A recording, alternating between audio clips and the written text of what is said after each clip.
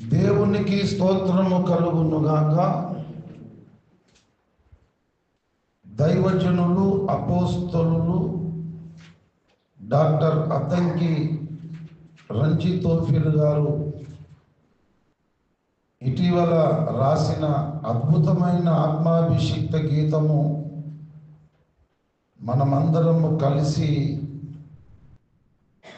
పాడుకుందాం.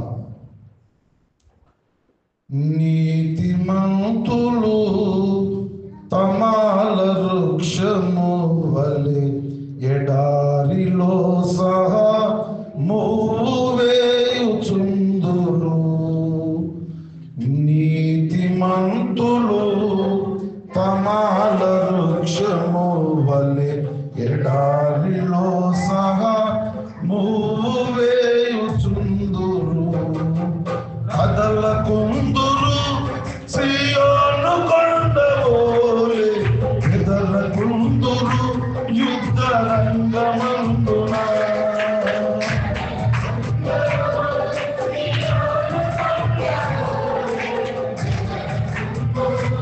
యుద్ధ రంగమందున నీతిమంతులు తమాల వృక్షము వలె ఎడారిలో సహా మూవేయుచుందురు. నీతిమంతులు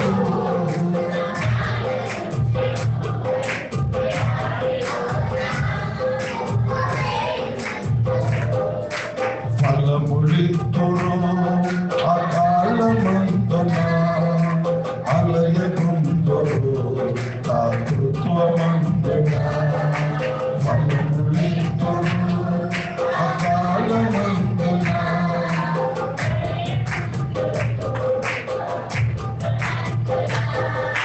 వెలుగు చూతురు అంధకారమందున. వెలువకుందురెట్టి దుర్వార్తకైనను, వెలుగు చూతురు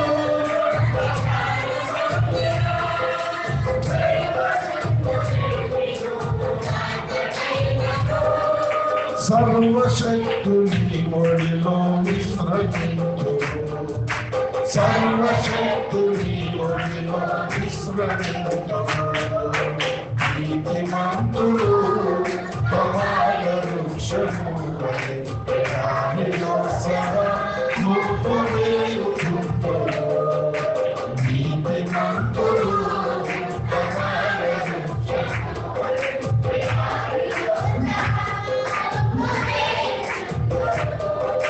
మాట తప్పదు ఎంత నష్టమొచ్చినా, సంతసిద్దురు ఎంత కష్టమొచ్చినా. మాట తప్పదు ఎంత నష్టమొచ్చినా, సంతసిద్దురు ఎంత కష్టమొచ్చినా. కృంగిపోయిలా ఎన్ని నిందలొచ్చినా, పరులపై నిందలు మోపకుందురు.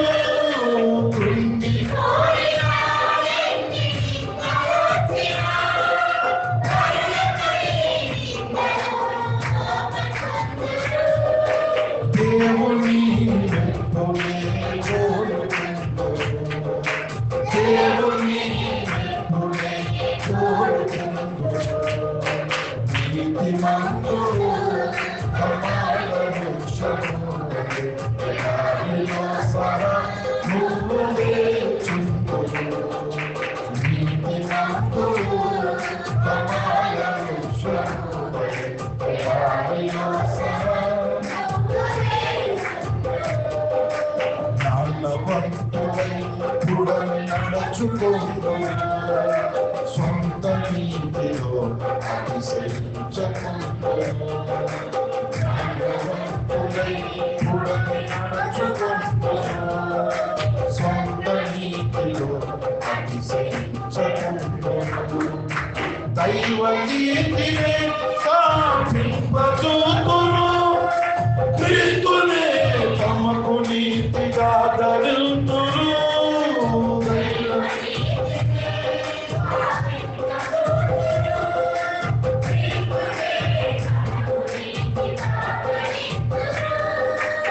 దైవ తీర్పులో సిగ్గునొందకుందుము. దైవ తీర్పులో సిగ్గునొందకుందుము. నీతిమంతులు ప్రమాద వృక్షము వలె నువ్వు వేచుందుము. నీతిమంతులు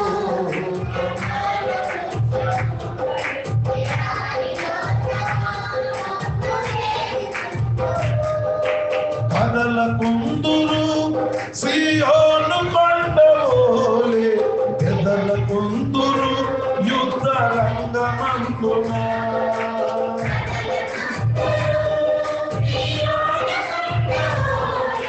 కదలకుందురు యుద్ధ రంగమందున. నీతిమంతులు ప్రమాద వృక్షము వలె నువ్వు వేచుందుము. నీతిమంతులు ప్రమాద వృక్షము వలె నువ్వు వేచుందుము.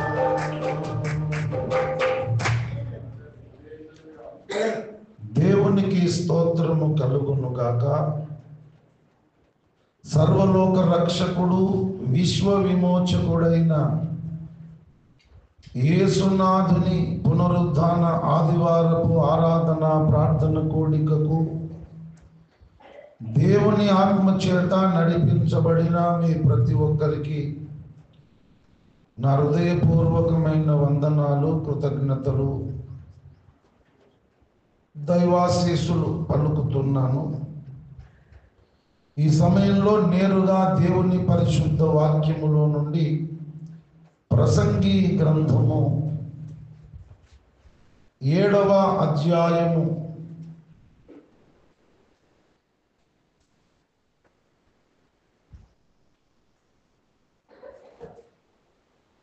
16వ వచనాన్ని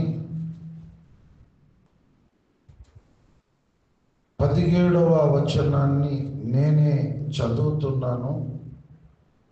అవకాశం ఉన్న ప్రతి ఒక్కరూ బైబిల్ తెరిచి చూడండి.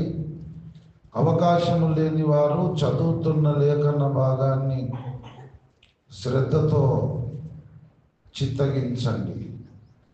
ప్రసంగి గ్రంథము 7వ అధ్యాయము 16, 17 వచనాలు. అధికముగా నీతిమంతుడవై ఉండకుము, అధికముగా జ్ఞానివి కాకుము, నిన్ను నీవేలా నాశనము చేసుకొందువు. అధికముగా దుర్మార్గము పనులు చేయకుము, బుద్ధిహీనముగా తిరగవద్దు. నీ కాలమునకు ముందుగా నీవేలా చనిపోదు. చదువబడిన ఈ లేఖన భాగమును దేవుడు మన వినికిడిలో ఆశీర్వదించున్నట్లు దైవాత్మ సహాయము కొరకు ప్రార్థన చేద్దాం. ప్రేమ కలిగిన మా ప్రియ పరలోకపు తండ్రి, మీకు వందనాలు. అపాయకరమైన ఈ కలికాలములో ఎప్పుడు ఏమి జరుగుతుందో, ఏ నిమిషానికి ఏమి సంభవిస్తుందో, ఏ క్షణాన ఏ ప్రమాదం ముంచుకొస్తుందో తెలియనటువంటి దుర్దినములలో, చెడ్డ దినములలో మేము బ్రతికినప్పటికీ ఒక వారమంతా మా మీద నుండి మీరే క్షేమముగా దాటిపోజేసి మా జీవితములలో, మా బ్రతుకులలో మరొక పునరుద్ధాన దినమును గొప్ప ఈవిగా మీరు మాకు అనుగ్రహించి మమ్మల్ని మీ సన్నిధిలో కనబడేటట్టు చేసిన దయగలిగిన కరుణామూర్తి మీకు స్తోత్రం. ఇంతవరకు పాటల పరిచర్యను అద్భుత రీతిగా మీరు జరిగించినారు. మా స్తుతుల మీద అదృశ్య రూపిగా, మహారాజుగా మీరు సింహాసనాసీనులైనారు. స్వామి మీకు స్తోత్రం. ఈ సమయంలో చదవబడిన లేఖన భాగమును మీరే ఆశీర్వదించి మా అందరి మనోనేత్రములను మీరే వెలిగించి మీ దర్శన భాగ్యము మాకు కలిగించి మా నేరములు, అపరాధములు, దోషములు, అజ్ఞాన కృతములు, అతిక్రమములు, అక్రమములు మా ద్వారా మేము చేసిన సకల దుష్కర్మ కార్యములన్నిటిని దయతో క్షమించి మన్నించి కలవరిగిరి కొండల్లో కరుపు కొయ్యపైన వేలాడి యేసునాథుడు కార్చిన పరిశుద్ధమైన శిలువ రక్తము చేత మమ్మల్ని మా ప్రాణాత్మ శరీరములను బాగుగా కడిగి శుద్ధీకరించి పరిశుద్ధపరిచి పవిత్రపరిచి పరిశుద్ధాత్మ అభిషేకంతో మా ప్రతి ఒక్కరిని అభిషేకించి ఆత్మతో నింపి ఆత్మవశులనుగా చేసి మాకందరికి చక్కని ఏకాగ్రతను మీరే ప్రసాదించి సమయానికి గడియకు మాకు కావలసిన ఉపదేశం పరిశుద్ధాత్మ దేవుడా మీరే చెయ్యమని యేసు పరిశుద్ధ నామములో ప్రార్థించి స్తుతించి వేడుకొనుచున్నాము పరమ తండ్రి. ఆమేన్, ఆమేన్, ఆమేన్. ప్రభువునందు నాకు అత్యంత ప్రియులారా, మనుషులకందరికీ రక్షకుడు నజరేయుడైన యేసు. మరి విశేషముగా విశ్వాసులకు రక్షకుడు నజరేయుడైన యేసు. లోకరక్షకుడు నజరేయుడైన యేసు. సర్వలోక రక్షకుడు నజరేయుడైన యేసు. విశ్వ జగత్ రక్షకుడు నజరేయుడైన యేసు. ఈయన ఆదియందు వాక్యమై ఉన్న దేవుడై, ఆ వాక్యము అయి ఉన్నటువంటి ఆదియందు ఉండిన దేవుడే 2000 సంవత్సరాల కిందట శరీరము దాల్చి మన మధ్య కృపాసత్య సంపూర్ణుడుగా నివసించినాడు. ఆయనే మనకందరికి రక్షకుడు. ఆయనే మనుషులందరికీ రక్షకుడు. ఆయనే మరి విశేషముగా విశ్వాసులకు రక్షకుడు, లోక రక్షకుడు, సర్వలోక రక్షకుడు, విశ్వ జగత్ రక్షకుడు. సర్వలోక రక్షణ కొరకు, విశ్వ విమోచన కొరకు శరీరధారి అయినటువంటి యేసుక్రీస్తు శిలువలో యజ్ఞమై అందరి కొరకు, అందరి పాప పరిహారము కొరకు విమోచన క్రయధనముగా తను తాను బలిగా అర్పించుకున్నాడు. తన ప్రాణమునిచ్చాడు. ఆ ఆదియందు ఉండినటువంటి వాక్య స్వరూపి, ఆదియందు వాక్యమై ఉన్నటువంటి ఆ దేవుడు 2000 సంవత్సరాల క్రిందట నీలాంటి నాలాంటి రక్తమాంసయుక్తమైన శరీరము ధరించి ఈ లోకంలో ఆయన సంచరిస్తున్నటువంటి దినములలో, ఆయన బహిరంగ సువార్త పరిచర్య ప్రారంభించిన దినములలో విస్తారమైన జన సమూహములు గుంపులు గుంపులుగా ఆయన యొద్దకు పరిగెత్తుకొని ఆయనను వెంబడించాలని వస్తున్నప్పుడు ఆ యేసుక్రీస్తు ప్రభువు వారు ఒక పెద్ద కొండెక్కి ఆ కొండ మీద కూర్చున్నాడు. అనేక జన సమూహములు ఆయనను వెంబడించడానికి వచ్చారు. కానీ యేసుక్రీస్తు ప్రభువు వారు కొండెక్కి కూర్చున్నప్పుడు అందరూ ఆ కొండెక్కలేదు. ఆయన శిష్యులు మాత్రం ఆ కొండెక్కి కూర్చున్నప్పుడు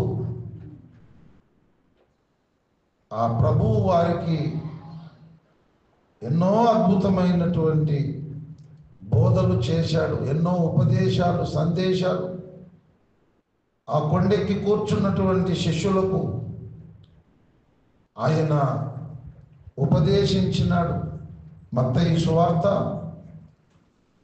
4వ అధ్యాయం ఆఖరి వచనం మీరు చూడండి. గలీలయ, దెకపోలి, యెరూషలేము, యూదయను ప్రదేశముల నుండి, యోర్దానునకు అవతల నుండి బహుజన సమూహములు ఆయనను వెంబడించెను. ప్రధానమైన పట్టణాలలో నుండి, యోర్దానుకు అవతల ఉన్నటువంటి ప్రదేశముల నుండి బహుజన సమూహములు యేసును వెంబడిస్తున్నారు. అప్పుడు యేసుక్రీస్తు ప్రభువు వారు మత్తయి సువార్త 5వ అధ్యాయం 1వ వచనంలో, ఆయన ఆ జన సమూహమును చూచి కొండ ఎక్కి కూర్చుండగా ఆయన శిష్యులు ఆయన యొద్దకు వచ్చిరి.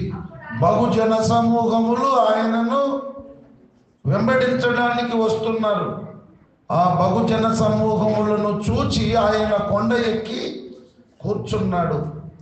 అప్పుడు అక్కడికి వచ్చిన బహుజన సమూహములు ఆ కొండ ఎక్కి ఆయన పాదాల చెంతకు చేరడానికి వెళ్ళలేదు.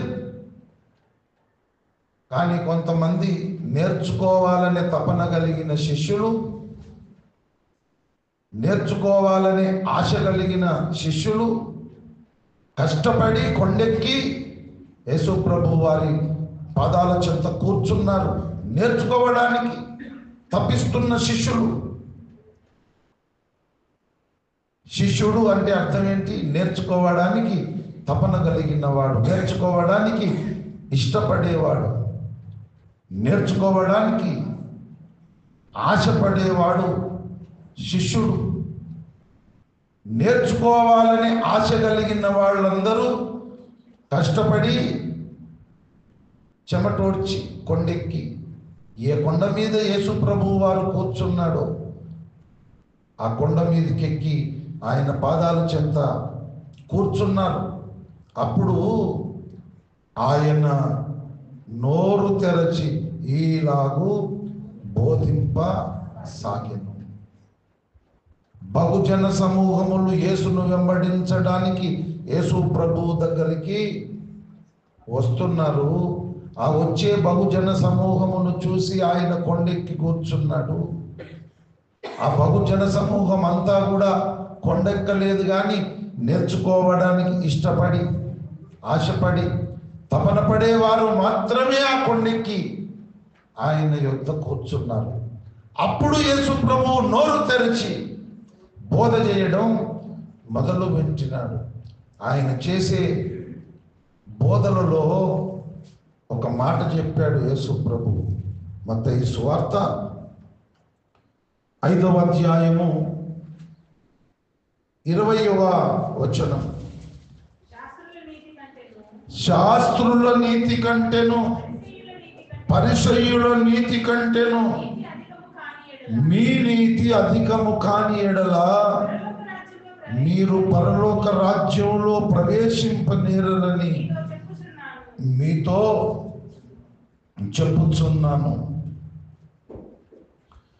శాస్త్రుల నీతి కంటేను పరిసయ్యుల నీతి కంటేను మీ నీతి అధికము కాని ఎడల మీరు పరలోక రాజ్యంలో ప్రవేశింపనేరని నిశ్చయముగా మీతో చెప్పుచున్నాను. పరలోక రాజ్యంలో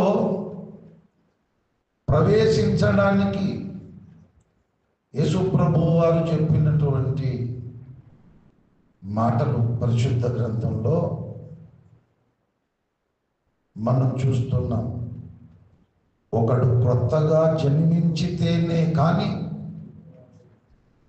వాడు దేవుని రాజ్యమును చూడలేడని నీతో నిశ్చయముగా చెప్పుచున్నాను. అది యేసయ్య మాటనే. మీరు మార్పు నొంది చిన్న బిడ్డల వంటి వారైతేనే కానీ మీరు పరలోక రాజ్యంలో ప్రవేశింపనేరని నిశ్చయముగా మీతో చెప్పుచున్నాను అన్నాడు. పరలోక రాజ్యం బలత్కారముగా పట్టబడుచున్నది. బలత్కారులు దానిని ఆక్రమించుకొనుచున్నారు. పరలోక రాజ్యంలో ప్రవేశించాలంటే, ఆ పరలోక రాజ్యం చేరడానికి మనం మొండి ఘటం కావాలా? ఏం కావాలా? మొండి ఘటం. ఎటువంటి మొండి ఘటం?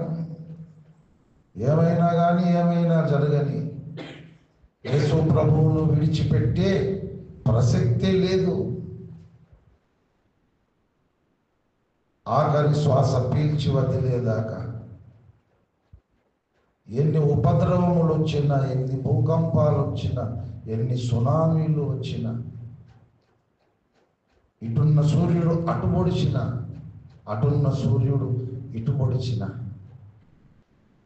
లోకమంతా ప్రపంచమంతా తలక్రిందులైన నా రక్షకుడైన యేసు ప్రభువును నేను వదిలిపెట్టే ప్రసక్తే లేదు అన్నంత బలవంతులముగా, మొండి ఘటాలుగా మనము తయారైతే తప్ప పరలోక రాజ్యాన్ని స్వతంత్రించుకొనము. అపోస్తలుడైన పౌలు భక్తుడు మాట్లాడినాడు, అనేక శ్రమలు అనుభవించి మనం పరలోక రాజ్యంలో ప్రవేశించాలన్నాడు ఆయన. మన స్థితులు పరిస్థితులు ఎలాగున్నా, అనుకూల పరిస్థితులే మనకు కలిగిన, ప్రతికూల పరిస్థితులే మనకు కలిగిన, ఆరోగ్యం ఉన్నా లేకపోయినా, కుటుంబంలో శాంతి సమాధానం ఉన్నా లేకపోయినా, లోకంలో ఎన్ని భయంకరమైన పరిస్థితులు సంభవించిన, ఐ డోంట్ కేర్, నేను యేసు ప్రభువును పట్టుకున్నాను, ఆయనను విడిచే ప్రసక్తి లేనే లేదు. ఆఖరి శ్వాస పీల్చి వదిలేదాకా ఆయనే నా రక్షకుడు, ఆయనే నా దేవుడు, ఆయనను వదిలిపెట్టే ప్రసక్తే లేదన్నంత మొండి ఘటాలుగా మనం తయారైతే తప్ప పరలోక రాజ్యాన్ని స్వతంత్రించుకోలేము.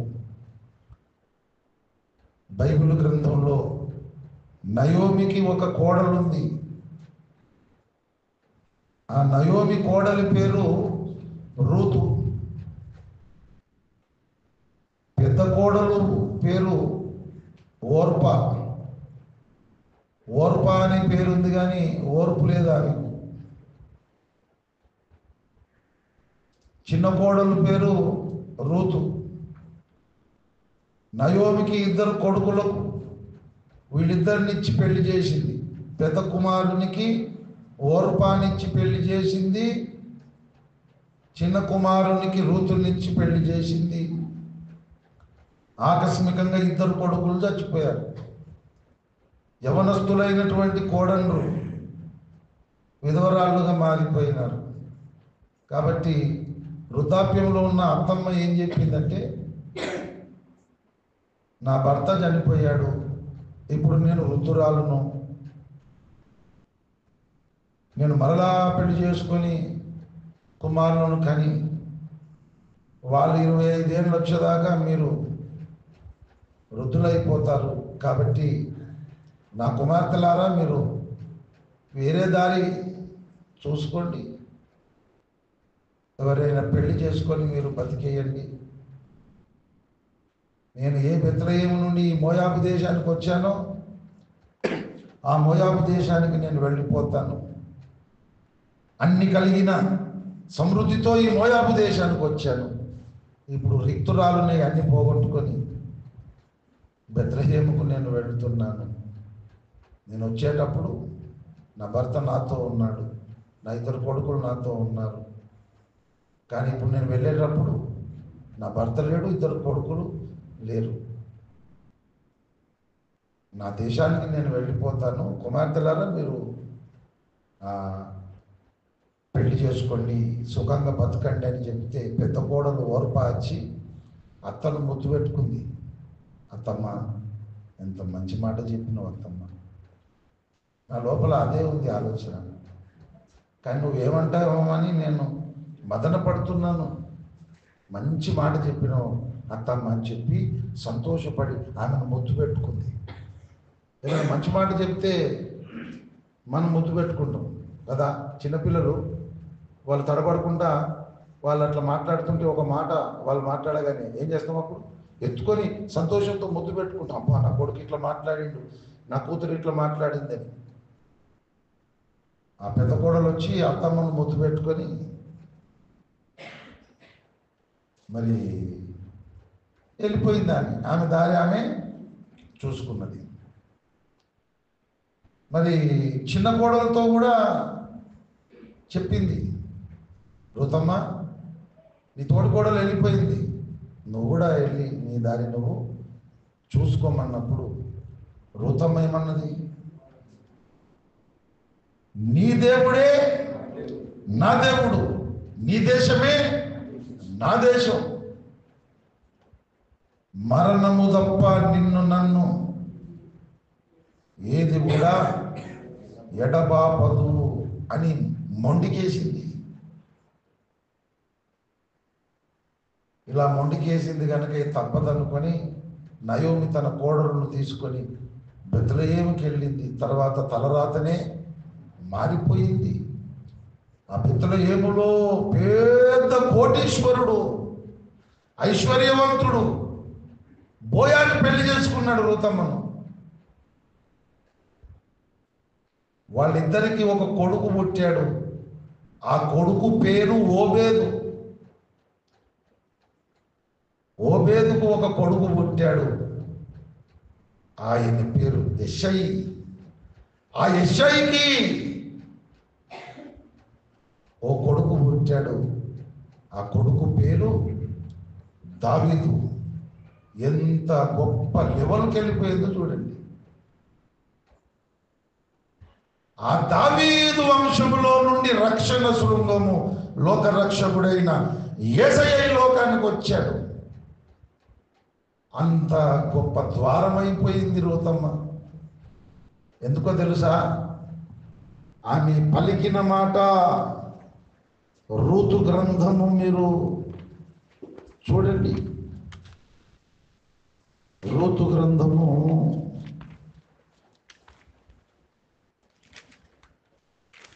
న్యాయాధిపతుల తర్వాత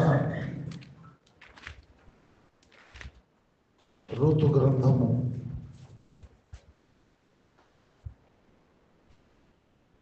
1వ అధ్యాయం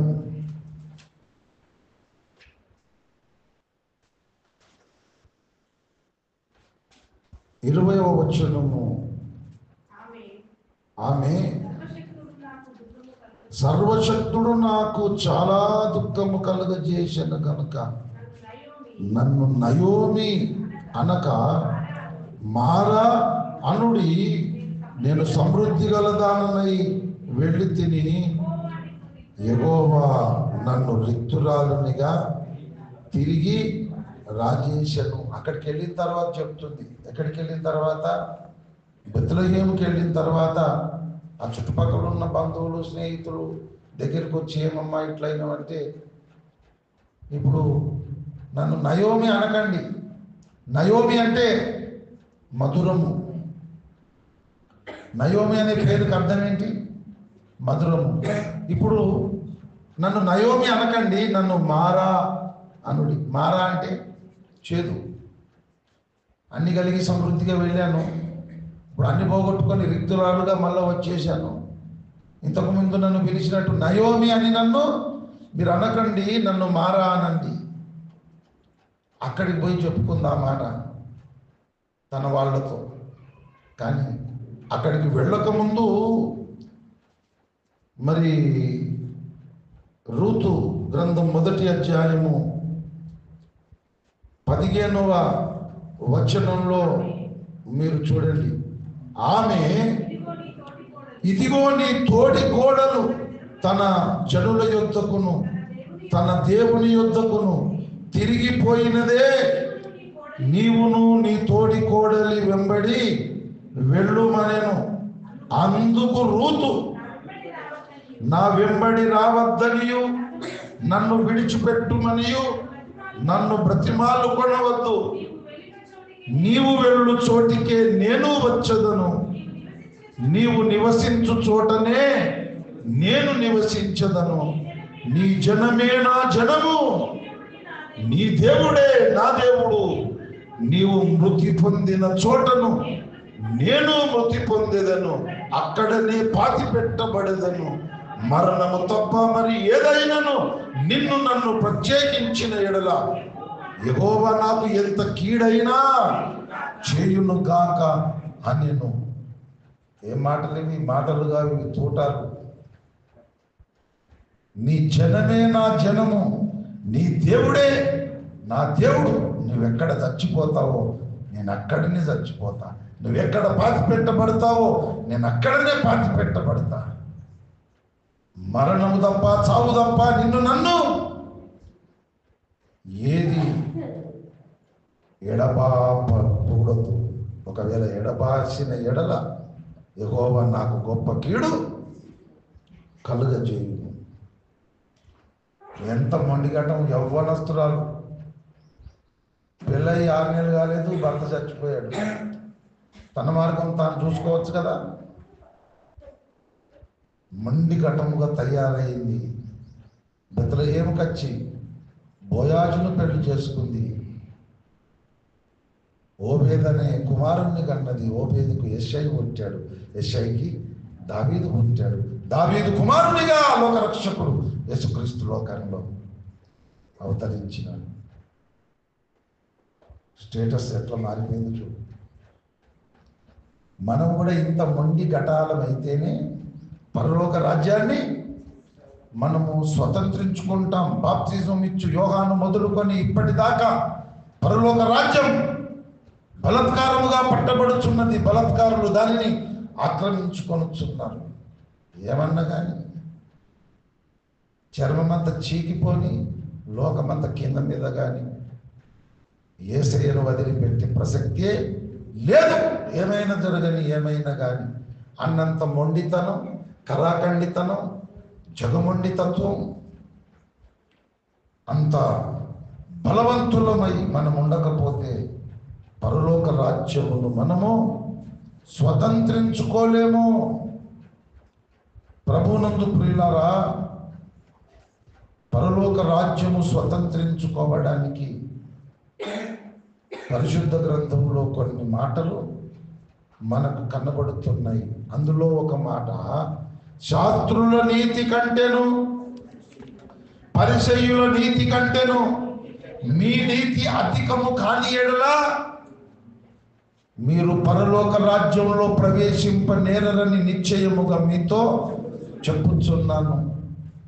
పరలోక రాజ్యంలో మనం ప్రవేశించాలంటే మన నీతి శాస్త్రుల నీతి కంటే కూడా ఎక్కువ కావాలి. మన నీతి పరిసయ్యుల నీతి కంటే కూడా ఎక్కువ కావాలి. లేకపోతే మనం పరలోక రాజ్యంలో ప్రవేశింపలేమని యేసయ్య చెబుతున్నాడు. శాస్త్రుల నీతి కంటేనో పరిసయ్యుల నీతి కంటేనో మీ నీతి అధికము కాని ఎడల, అధికము కాని ఎడల. ఈ మాట బాగానే ఉంది. మరి ప్రసంగి గ్రంథము 7వ అధ్యాయము 16వ వచనంలో అధికముగా నీతిమంతుడవై ఉండకుము. ఇప్పుడు ఆ మాట ఈ మాట కలిపి చదువుకోండి. శాస్త్రుల నీతి కంటే పరిసయ్యుల నీతి కంటే మీ నీతి అధికము కాని ఎడల మీరు పరలోక రాజ్యంలో ప్రవేశించరు. అధికముగా నీతిమంతుడవై ఉండకుము. చుక్కెదురు లేదు, ఒకదానికొకటి పొసుకుతుందా? అధికముగా నీతిమంతుడవై ఉండకుమనేమో ప్రసంగిలో చెప్తున్నాడు. మీరు అధికముగా నీతిమంతులు కాకపోతే మీరు పరలోక రాజ్యంలో ప్రవేశింపనేరని చెబుతున్నాడు. ఇప్పుడు ఏం చేయాలి మనం? ఏం చేయాలంటే నువ్వు తొందరగా ప్రసంగం ముగించాలి. మాకు ఎన్నో పనులు ఉన్నాయి. మేము కలిగి ఉన్న పనులు మేము చేసుకోవాలి. ఇప్పుడు ఏం చేయాలి అంటే మీరు అదన్నే చెప్పాలి కదా. అధికముగా నీతిమంతుడవై ఉండకుము అన్నాడు ప్రసంగిలో. అధికముగా నీతిమంతులు కాకపోతే మీరు పరలోక రాజ్యంలో ప్రవేశించరు అన్నాడు. ఇప్పుడు అధికముగా నీతిమంతులను కావాలన్నా వద్దా? అధికముగా నీతిమంతులమైతే మన కాలానికి ముందుగానే చచ్చిపోతామట. అధికముగా నీతిమంతులు కాకపోతే పరలోక రాజ్యంలోనే ప్రవేశించమట. ఇప్పుడు ఏం చేయాలి? అదే సార్ తొందరగా ప్రసంగం ముగించాలి. అదొకటే దీనికి పరిష్కారం, మార్గం. ఇట్లానే చెప్పు మరి. బైబిల్లో ఉన్న మాటలైనా కాదా? అధికముగా నీతిమంతులమై ఉంటే కాలానికి ముందుగానే చచ్చిపోతాం. అధికముగా నీతిమంతులం కాకపోతే పరలోక రాజ్యంలోనే ప్రవేశించం. ఏం చేద్దాం మరి? ఏం చేద్దాం? అధికంగా నీతిమంతులమై ఉంటే మంచిదా? అధికంగా నీతిమంతులమై ఉండకుంటే మంచిదా? ఇది పెద్ద ధర్మ సంకటం కదా. ప్రభునందు ప్రియులారా, అధికముగా నీతిమంతులమై ఉంటేనే పరలోకం దొరుకుతుంది. అధికముగా నీతిమంతులమై ఉంటే ఆయుష్కాలం తీరక ముందే కాలానికి ముందుగానే కొట్టుకుమంటాం. ఈ విషయం మనకు అర్థం కావాలంటే, స్పష్టత మనకు రావాలంటే 2 రకాల నీతి పరిశుద్ధ గ్రంథం ప్రస్తావిస్తుంది. ఎన్ని రకాలు? 2 రకాల నీతి. ఈ 2 రకాల నీతి మనకు రోమాపత్రికలో పరిశుద్ధాత్మ దేవుడు చూపిస్తున్నాడు. రోమాపత్రిక మీరు చూడండి, 10వ అధ్యాయం 2వ వచనం. వారు దేవుని యందు ఆసక్తి గలవారని వారిని గూర్చి సాక్ష్యం ఇచ్చుచున్నాను. అయినను వారి ఆసక్తి జ్ఞానానుసారమైనది కాదు. ఏలయనగా వారు దేవుని నీతి నెరగక తమ స్వనీతిని స్థాపింప బూనుకొనుచు దేవుని నీతికి లోబడలేదు. ఇక్కడ 2 రకాల నీతి మనకు కనబడుతుంది. అందులో మొదటిది మానవుని స్వంత నీతి, స్వనీతి.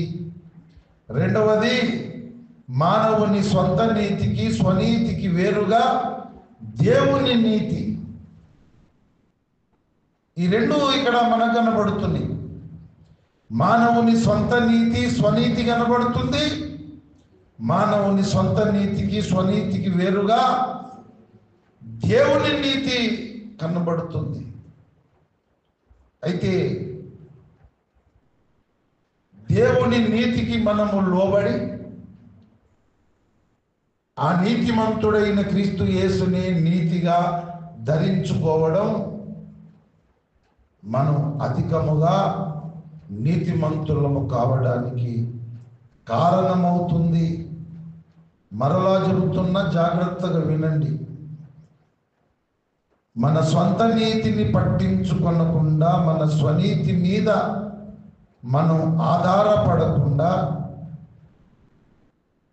దేవుని నీతికి మనము లోబడి నీతిమంతుడైన క్రీస్తు యేసును నీతిగా మనము ధరించుకున్నప్పుడు మన నీతి అధికమవుతుంది. అది దేవుని నీతి మనకు కలుగజేసే అద్భుతమైన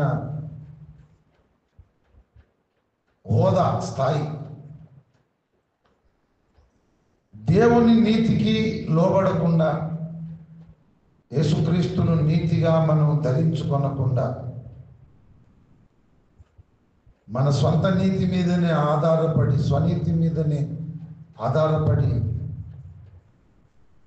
మనం ఎప్పుడైతే అదే అధికమైన నీతి అని అనుకుంటామో అప్పుడు కాలానికి ముందుగా చనిపోతాము. అర్థమైందా? మన స్వంత నీతి మీద ఆధారపడి, మన స్వనీతి మీద ఆధారపడి. ఏమిటి స్వంత నీతి, స్వనీతి? నేను గంటల తరబడి ప్రార్థన చేస్తున్నా, బైబిల్ చదువుతున్నా, పరిశుద్ధంగా ఉంటున్నా, ఇక మెడలు తిరగకుండా, అవతలలోనికి ప్రైజ్ రాడు కూడా చెప్పకుండా, నేను అందరి లెక్కన నేను ఆ సొంటిదాన్ని కాదు, ఈ సొంటిదాన్ని కాదు, నేను ఏ సొంటో మీకు ఎవరికి తెలియదు కాబట్టి నేను స్ట్రేట్గా ఉంటా, చక్కగా నడుస్తా, ఎవరిని చూడ ప్రైజ్ రాడు చెప్పా, వాళ్ళెంత వీళ్ళెంత, దేన్ని బట్టి గర్వం? నేను ప్రార్థన చేస్తున్నా, నేను బైబిల్ చదువుతున్నా, నేను నీతిగా బతుకుతున్నా. దీన్ని ఏమంటారు? ఇది అధికముగా నీతిమంతుడవై ఉండుట, నీతిమంతురాలువై ఉండుట. స్వంత నీతి, స్వనీతి. నేను ప్రార్థన చేసుకుంటున్నా, బైబిల్ చదువుకుంటున్నా, గుడికి వస్తున్నా, చాలా పరిశుద్ధంగా నిష్టగా నేనున్నా, అందరి లెక్క నేను కాదు, నేను ఎందుకు ప్రైజ్ రాడు చెప్తా? వాళ్ళు చెప్పాను, నాకు చెప్తేనే చెప్తా. నేను ఎందుకు చూస్తా వాళ్ళను? చూడ, వాళ్ళు చూస్తేనే చూస్తా. నేను ఎందుకు మాట్లాడతా వాళ్ళతోటి? వాళ్ళు మాట్లాడితేనే మాట్లాడతా. ఎందుకు ఇది? ఎందుకు వచ్చింది ఈ తత్వం? ఎందుకు వచ్చింది? నేను ప్రార్థన బాగా చేసుకుంటున్నా, బైబిల్ చదువుకుంటున్నా, ఒక ఆదివారం తప్పలేను. మంది అంతా అట్లా ఇట్లా అడగోలుగా బతికితే నేను సడగోలుగా బతుకుతున్నా. వీళ్ళ లెక్క కాదు కనుక ఎవరిని లెక్క చేయాలి. అవసరమైతే దేవుణ్ణి కూడా లెక్క చేయాలి. దేవుని కంటే నేనే ఇంకా నీతిమంతురాలను అని ఎవరైతే ఆ తత్వాన్ని, ఆ సొంత నీతిని, స్వనీతిని కలిగి ఉంటారో వాళ్ళు ఆయుష్కాలానికి ముందుగానే కుట్టుకుమంటారని నేను చెప్తలేను సుమా. నా మీద కేసు పెట్టారు. ప్రసంగి గ్రంథంలో పరిశుద్ధాత్మ దేవుడు చెప్తున్న మాటని నేను చెప్తున్నా. మరి ఏం చేయాలి మనం అంటే, దేవుని నీతికి మనము లోబడాలి. ఆ దేవుని కుమారుడైనటువంటి క్రీస్తు యేసును నీతిగా మనము ధరించుకోవాలి. అప్పుడు మన నీతి ఏమవుతుంది చెప్పండి? అధికమవుతుంది. పరలోక రాజ్యం మనకు దొరుకుతుంది. మన మైండ్, మన తత్వం ఎట్లా ఉండాలంటే, నేను ఎప్పటికీ జీరోనే, నేను హృదయంలో చేర్చుకున్న యేసుక్రీస్తే హీరో. నేను బైబిల్ చదువుతానంటే దానికి కారణం ఆ యేసే. నేను గంటసేపు మోకరించి ప్రార్థన చేసుకుంటున్నానంటే కారణము ఆ యేసుక్రీస్తే. నేను నీతిగా బతుకుతున్నానంటే కారణం యేసుక్రీస్తే. 10 మందికి నేను సహాయం చేస్తున్నానంటే దానికి కారణం యేసుక్రీస్తే. నేను పరిశుద్ధంగా బ్రతుకుతున్నానంటే దానికి కారణం యేసుక్రీస్తే. ఆయనే లేకపోతే నాతో ఏ మంచి పని జరగదు, ఏ మంచి కార్యం జరగదు. నజరేయుడైన యేసే హీరో. కానీ నేను మాత్రం జీరోనే. నా సొంత నీతి, స్వనీతి, నా నీతి క్రియలు దేవుని దృష్టికి మురికి గుండెలే. నా హృదయంలోని, తలంపుల్లోని ఊహంతా ఎల్లప్పుడూ కేవలం చెడ్డదే. బాల్యము నుండి నా హృదయాలోచన చెడ్డదే. నేనేంటో నాకు తెలుసు. కాస్తంత మంచి పని నా ద్వారా జరుగుతుందంటే నాలో ఒక హీరో ఉన్నాడు, ఆయన పేరు యేసుక్రీస్తు. ఆయన ద్వారా ఏదైనా మంచి జరిగితే ఆయన ద్వారా జరుగుతుంది, ఏదైనా చెడు జరిగితే అది నా అకౌంటే. ఏదైనా మంచి జరిగితే అది దేవుని అకౌంట్, యేసుక్రీస్తు అకౌంట్. ఏదైనా చెడు జరిగితే అది నా సొంత పాపాటి, నా సొంత అకౌంట్. అది నా ద్వారా కూడా కొన్ని తప్పులు, పొరపాట్లు, పాపాలు జరుగుతున్నాయి. అది నా సొంత పాపాటి, నా అకౌంట్లో, అది నా అకౌంటే. కానీ అప్పుడప్పుడు నా ద్వారా కొన్ని మంచి పనులు కూడా జరుగుతున్నాయి. అవి యేసుక్రీస్తు ద్వారా జరుగుతున్నాయి. ఆయన హీరో, నేను జీరో. అనుకున్నోని నీతి శాస్త్రుల నీతి కంటే, పరిసయ్యుల నీతి కంటే ఏమవుతుంది? అధికమైపోతుందన్నమాట. పరలోక రాజ్యం దొరుకుతుంది. ఇప్పుడు మానవుని స్వంత నీతి, స్వనీతి, అలాగే దేవుని నీతి, ఈ రెండింటికి ఒక ఉపమానం చెప్పాడు యేసు ప్రభు. మనం చక్కగా అర్థం చేసుకోవచ్చు, అంత బాగా చెప్పాడు. లూకాసు వార్త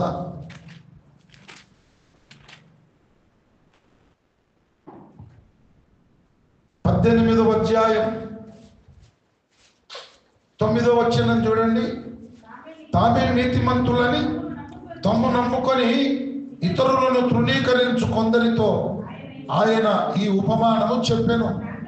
ప్రార్థన చేయుటకై 2 మనుషులు దేవాలయమునకు వెళ్ళిరి. వారిలో ఒకడు పరిసయ్యుడు, ఒకడు సుంకరి. ఎవరితో చెబుతున్నాడు ఈ ఉపమానం? యేసు ప్రభువు వారు ఎవరితో చెబుతున్నాడు ఈ ఉపమానం? తామే నీతిమంతులమని. ఇతరులను తృణీకరించే వాళ్ళు ఉంటారు చూడండి, వాళ్ళతో చెబుతున్నాడు. తానే నీతిమంతులమని తమ్ము నమ్ముకొనిన వాళ్ళు. వాళ్ళని నమ్ముకుంటే దేవుని నమ్ముకోవాలి, కానీ వాళ్ళే నమ్ముకోవడం ఏంటి? మంచి పద్ధతి అన్నది. తామే నీతిమంతులమని తమ్మును తాము నమ్ముకుంటారట. తామే నీతిమంతులమని తమ్మును తాము నమ్ముకొని ఇతర మనుషులను ఏం చేస్తారు? తృణీకరించి చులకన చేసి మాట్లాడతారు. నువ్వెంత, నీ బతికెంత? నా ముందు నిలబడి మాట్లాడే తాకతుందా నీకు? కొంతమందికి నా ఇల్లు వాకిలంత కాదురా, నీ బతకంతా. తామే నీతిమంతులమని తమ్ము నమ్ముకొని ఇతరులను తృణీకరించే వాళ్ళు, చులకనగా మాట్లాడేవాళ్ళు, వాళ్ళతో చెబుతున్నాడు ఈ ఉపమానం. ఒక పరిసయ్యుడు ఉన్నాడు, ఒక సుంకరి ఉన్నాడు. ఈ పరిసయ్యుడు సుంకరి ఇద్దరు కలిసి దేవాలయమునకు వెళ్ళినారు. ఇప్పుడు చూడిగా పరిసయ్యుడి ప్రార్థన 11వ వచనం. పరిసయ్యుడు నిలువబడి, దేవా, నేను చోరులను, అన్యాయస్తులను, వ్యభిచారులనైనా, ఇతర మనుషుల వలనైనను, ఈ సుంకరి వలనైనను ఉండనందుకు నీకు కృతజ్ఞతాస్తుతులు చెల్లించుచున్నాను. వారమునకు 2 మారులు ఉపవాసము చేయుచు నా సంపాదన అంతటిలో 10వ వంతు చెల్లించుచున్నానని తనలో తను ప్రార్థించుచుండెను. పరిసయ్యుడు దేవాలయానికి వెళ్ళి మంచిగా నిలబడి పిలుస్తున్నాడు. ఎవరిని? దేవుణ్ణి పిలుస్తూ, దేవా, నేను అట్లాంటి ఇట్లాంటి కాదు సుమా, అట్లా అనుకునేవు నువ్వు. ఎంతోమంది దొంగలు ఉన్నారు, నేను అటువంటి కాదు. ఎంతోమంది అన్యాయస్తులు ఉన్నారు, నేను అట్లాంటివన్నీ కాదు. ఎంతోమంది వ్యభిచారులు ఉన్నారు, నేను అటువంటివన్నీ కాదు. మరి ఆ దరిద్రుడు ఉన్నాడు, గతి లేనాడు. ఏం గతి ఉంది వానికి? ఏం గతి లేదు. ఆ దరిద్రుడు సుంకరి, వాని లెక్క కూడా నేను లేను. కాబట్టి నీకు కృతజ్ఞతాస్తుతులు చెల్లిస్తున్నా. మర్చిపోయావు స్వామి, వారానికి 2 సార్లు నేను ఉపవాసం ఉంటున్నా. సోపులో, జీలకర్రలో, పుదీనలో 10వ భాగం కూడా ఇస్తున్నా. ఇదంతా సెల్ఫ్ డబ్బా అంటారు దీన్ని. సెల్ఫ్ డబ్బానే సొంత నీతి, స్వనీతి అంటారు. ఈ పరిసయ్యుడు దేని మీద ఆధారపడ్డాడు?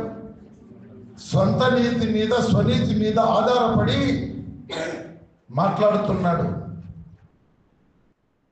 ఇది సొంత నీతి. అయితే మరి దేవుని నీతి అంటే ఏంటి? దేవుని నీతి ఏమిటో సుంకరి జీవితంలో మనకు కనబడుతుంది. 13వ వచనం. అయితే సుంకరి దూరముగా నిలుచుండి ఆకాశం వైపు కన్నులెత్తుటకైనను ధైర్యము చాలక రొమ్ము కొట్టుకొనొచ్చు దేవా పాపినైన నన్ను కరుణించుమని పలికెను.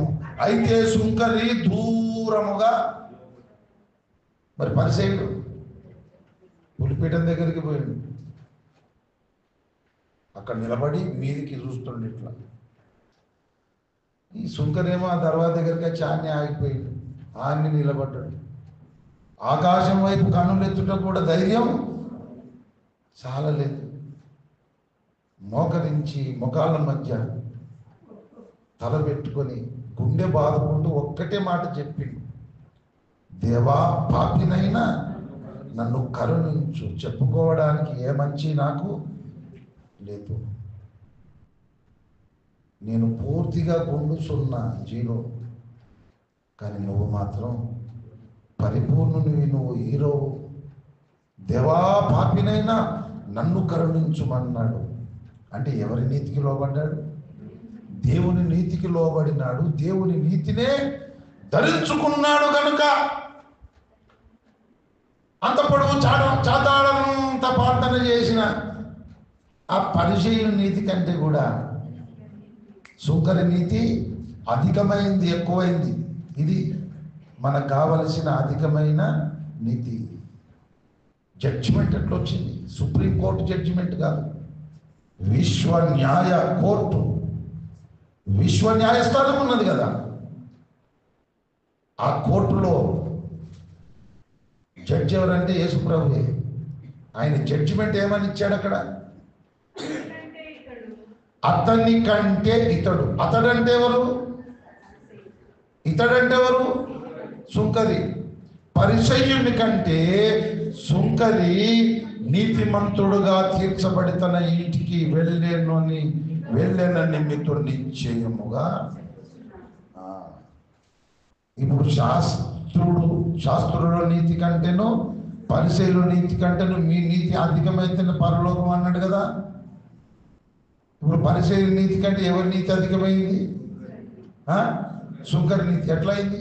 తన సొంత నీతి స్వనీత. పరిచయుందేమో సొంత నీతి స్వనీతి, సుంకరిదేమో దైవనీతి. వాళ్ళ ఆసక్తి బాగానే ఉంది కానీ జ్ఞానానుసారమైంది కాదన్నాడు. ఎందుకంటే వారు దేవుని నీతికి లోబడతలేరు, సొంత నీతినే స్థాపించబోనుకుంటున్నారు. కాబట్టి అధికముగా జ్ఞానివి కాకమన్నాడు, అధికముగా నీతిమంతుడివై ఉండకమన్నాడు. ఈ సొంత నీతి స్వనీతిని పట్టుకొని అధికంగా జ్ఞానివైనా అధికంగా నీతిమంతుడివైనా నీ కాలానికి ముందుగా నువ్వు కొట్టుకుమంటావని చెప్తున్నాడు. మరి దీర్ఘాయుష్ కాలం బతకాలంటే సొంత నీతిని స్వనీతిని స్థాపించుకోకుండా, మనం పట్టించుకోకుండా దైవనీతికి లోబడి భూమి మీద బతికినంత కాలం జ్ఞానవంతులమై బతకాలి. జ్ఞానవంతులై పుడమి నడచుకొందురు, స్వంత నీతిలో అతిశయించకుందురు. జ్ఞానవంతులై పుడమి నడచుకొందురు, స్వంత నీతిలో అతిశయించకుందురు. దైవ నీతినే స్థాపింపజూతురు, క్రీస్తునే తమకు నీతిగా ధరింతురు. దైవ నీతినే క్రీస్తునే తమకు నీతిగా ధరింతురు. దైవ నీతిలో సిగ్గునొందకుందురు, దైవ తీర్పులో సిగ్గునొందకుందురు. నీతిమంతులు తమ వృక్షము వలె ఎడారిలో సహా, నీతిమంతులు తమ వృక్షము వలె ఎడారిలో. ప్రభునందు ప్రియులారా, దేవుని నీతికి లోబడి ఆ క్రీస్తు యేసుని నీతిగా ధరించుకొని బతికేసేయాలి. సొంత నీతిని స్థాపించడానికి పూనుకోవద్దు, సెల్ఫ్ డబ్బా కొట్టుకోవద్దు. అసలు ఆ సొంత నీతి మీద స్వనీతి మీద మనం ఆధారమే ఆధారపడద్దు. ప్రభునందు ప్రియులారా, నేనైతే అసలు సొంత నీతిని స్వనీతిని అస్సలే పరిగణనకు తీసుకున్నాను. నాకు గుర్తే ఉండదు అది. నేను దేక నేను ప్రార్థన ఎంత చేసినా, బైబిల్ ఎంత చదివినా, కొన్ని మంచి పనులు నేను చేసినా, ఎవరికి సహాయం చేసినా, నా తలకాయ నాకు తెలుసు, నేనేంటో నాకు తెలుసు కనుక వాటిని చెప్పుకొని సెల్ఫ్ డబ్బా కొట్టుకొని బతకాలి ఆ ఆతృతనే లేదు నాకు. ఎన్నడూ చచ్చిపోయింది. ఎప్పటికైనా ఏసయ్య నేను జీరో, నువ్వు హీరో. నీలోనే నిలిచి ఉన్నందుకు నీవే నాకు నీతి అవుతావు కాబట్టి నేను నీతిమంతుని. నీకు అవతల నేను నీతిమంతుని కాదు. నాకు వేరుగా ఉండి మీరేమీ చేయలేరు అన్నాడు. కనుక యేసుక్రీస్తుకు వేరుగా మనం నీతిమంతులముగా బతకలేము. ప్రసంగిలో చెప్పాడు. ఏం చెప్పాడంటే,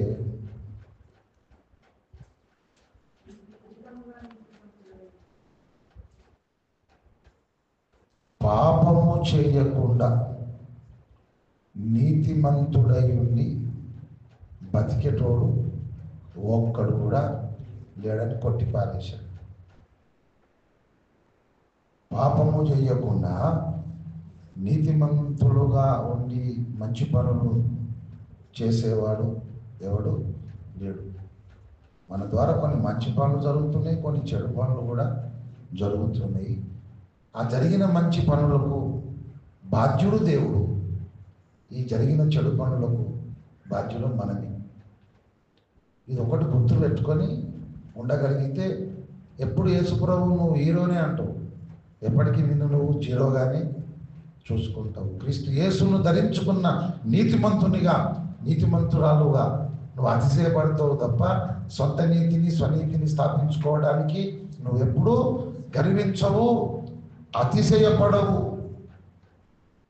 ప్రభునందు ప్రియులారా, దేవునితో అడుగులు కలిపి నడిచినటువంటి భక్తులు రాసిన పాటలలో ఎంతో ఉపదేశం ఉన్నది, ఎంతో సందేశం ఉన్నది.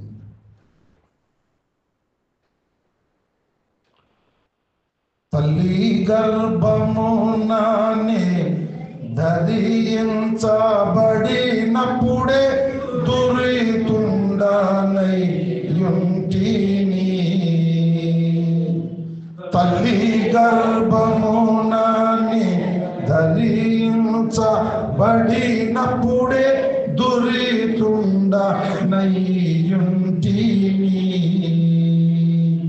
నా వల్ల చేయబడెను ఎల్లా కార్యములెప్పు ఏయంబులై యుండగా. నా వల్ల చేయబడెను ఎల్లా కార్యములెప్పు ఏయంబులై యుండగా. యేసు నన్ను ప్రేమించినావు, పాపినైనా నన్ను ప్రేమించినావు, పాపినైనా నన్ను ప్రేమించినావు. ఆదిలోనే అంశపాద అన్నట్టు తల్లి గర్భమున మనం ధరించబడినప్పుడే వేరొక నియమం, పాప నియమం మనలోనికి వచ్చేసింది. ఆ పాప స్వభావంతోనే మనం తల్లి గర్భంలో రూపుదిద్దుకున్నాము. తల్లి గర్భముననే ధరించబడినప్పుడే దురితుండనయ్యుంటి. దురితుండంటే నేను గర్భములో రూపుదాల్చుకున్నప్పుడే నేను దురితుండను, పాపిని, పాపమని స్వభావము, పాప నియమము కలిగే రూపుదిద్దుకొని పుట్టిన. ఇప్పుడు పెరిగి పెద్ద అయిన తర్వాత ఇక నేను చేసే పనులు నీకు ఇంపైన సువాసన వస్తాయా? నేను చేసే ఏ పనులైనా నీకు అసహ్యంగానే కనబడతాయి. ఓఫిరన్న చెప్పిండు ఒకసారి, ఆయన మోకరించి ప్రార్థన చేసి విస్తారమైన కన్నీళ్లు గార్చినప్పుడు ఆ బండల మీద ఒక గ్లాసు నీళ్లు ఒలకపోతే ఎట్లనో అన్ని కన్నీళ్లు కనబడి, అప్పుడు ఏమనిపిస్తుంది మనకు? అబ్బా, ఇన్ని కన్నీళ్లు గార్చిన అన్నట్టు కొంత గర్వం రావడానికి అవకాశం ఉన్నది. ఆ కన్నీళ్లు చూసి ఇంత పశ్చాత్తాపడి ఇన్ని కన్నీళ్లు గార్చాను కదా, ఈ కన్నీళ్లను నువ్వు చూస్తే ఈ కన్నీళ్లు కూడా నీకు అసహ్యంగానే కనబడతాయి ప్రభువా అన్నాడు. అందుకే అంత శ్రేష్ఠ భక్తుడు అయింది ఆయన. ఊరికేనే గారు భక్తుడు, ఉట్టి దానికే ఎగిరి పడితే గారు, ఏమి లేని ఇస్తారాకట ఎగిరెగిరి పడుతుందట, అన్ని ఉన్న ఇస్తారాకు అని మనకి ఉంటుందట. ఒక అరిజే, ఒక లడ్డు, ఒక స్వీటు, ఒక జిలేబీ, ఒక మైసూర్ పాకు చుట్టూ పెట్టి మధ్యలో బిర్యానీ వేసి, తర్వాత చికెను, మటను, రొయ్యలు, పీతలు ఇవన్నీ అన్నం చుట్టేస్తే సందు ఉంటుందా? ఇస్తారా? గాలెత్తి లేస్తుందా? కానీ ఇంకొక ఇస్తారా దానిలో ఏం లేదు. అది మొత్తం ఇటు రాని ఇట్లేస్తుంది, మనం ఇటు ఒత్తి పట్టాలి, ఇటు ఒత్తి పడితే మనం ఇట్లేస్తుంది, ఇటు ఒత్తి పడితేనేమో అట్లేస్తుంది. ఇస్తరాకుల గురించి కాదు చెప్పిందాడ, మనుషుల గురించే. ప్రభువునందు ప్రియులారా, నాకైతే దుఃఖం వచ్చింది. నాకు ఓపిరన్న మాట చెప్పి అన్ని కన్నీళ్లు గార్చి అవి చూసి, ఇవి కూడా నీ దృష్టికి అసహ్యమే. ప్రభువునందు ప్రియులారా, మన నీతి క్రియలన్నీ దేవుని దృష్టికి ఊరికి గుండెలు. ఏమన్నా కొంత మంచి జరుగుతుందంటే అది యేసయ్యను బట్టి మంచి జరుగుతుంది మన ద్వారా, దానికే కాలం వేయడం ఏంటి?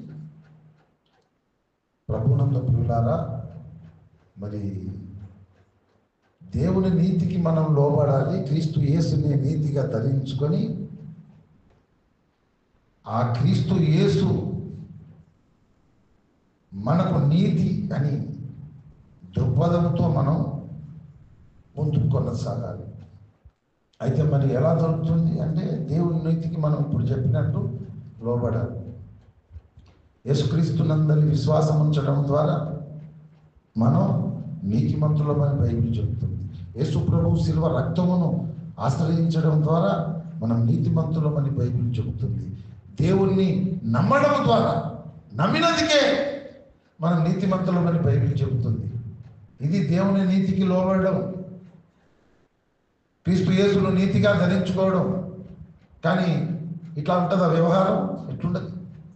ప్రార్థన చేసినాను, ఆదివారం తప్పకుండా వచ్చినాను, నేను బైబిల్ చదివినాను, నేను వాళ్ళకి సాయం చేసినాను, నేను ఇట్లా చేసినందుకు అట్లా చేసినాను, నేను నీతిమంతుని.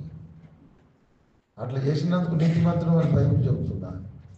అయినా పాపం చేయకుండా మంచి పనులు చేస్తూ నీతిమంతుడిగా ఉండేటోడు ఒక్కడిని ప్రసంగిలో దేవుడే చెబుతున్నాడు. ప్రభునందు ప్రియులారా, యేసుక్రీస్తునందు మనము విశ్వాసం ఉంచడము ద్వారా మనము నీతిమంతులముగా తీర్చబడుతున్నాము. యేసును విశ్వసించడము ద్వారా నేను నీతిమంతురాలు. సిలువలో యేసుక్రీస్తు ప్రభువు వారు కార్చిన రక్తమును నేను ఆశ్రయించాను గనుక నేను నీతిమంతురాలు.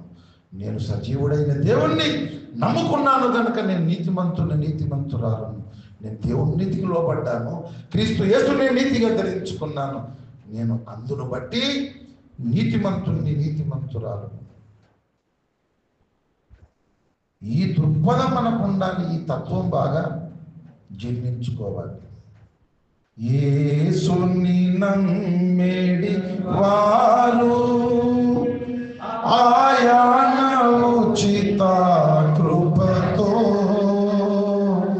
నీతిమంతులయ్యెదరు.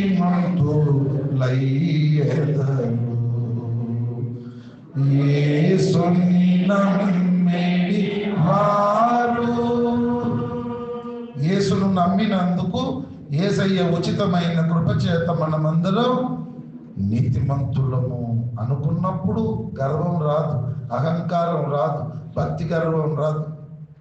మనల్ని మనము నేల మట్టుకు తగ్గించుకుంటాము. గుండె బాదుకొని పాపినైన నన్ను కరుణించుమని చెప్పిన సుంకరి వలె అధిక నీతిమంతులం అవుతాము. శాస్త్రుల నీతి కంటే, పరిచయుల నీతి కంటే మన నీతి అధికం కావాలంటే మనము దేవుని నీతికి లోబడి క్రీస్తు యేసుని నీతిగా ధరించుకొని భక్తి సాధన చేయాలి. అలా కాకుండా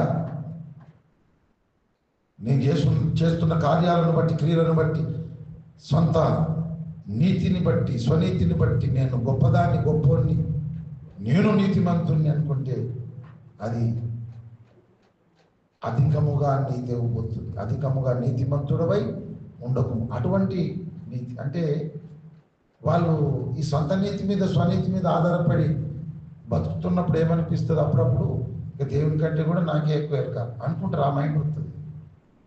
దేవుని కంటే కూడా నేనే నీతిమంతురాలు అని ప్రసంగులు చెప్పింది. అధికముగా నీతిమంతుడవై ఉండకము, అధికముగా జ్ఞానివి కాకము, నీ కాలమునకు ముందుగా నీవెలా చనిపోతూ అన్నాడు. అలా కాకుండా దేవుని నీతికి లోబడి క్రీస్తు యేసుని నీతిగా ధరించుకొని నా సొంత నీతి, స్వనీతి అది దేవుని దృష్టికి అసహ్యం, మురికి గుడ్డలు. కానీ క్రీస్తు యేసే నాకు నీతి, నేను నీతిమంతుడు. ఈ మైండ్ కలిగిన వాళ్ళు పరలోక రాజ్యాన్ని స్వతంత్రించుకుంటారు. అటువంటి భక్తి సాధనలోనే మనం పరిపూర్ణులం అవుదాం. దేవుడు మనకు సహాయం చేయునుగాక.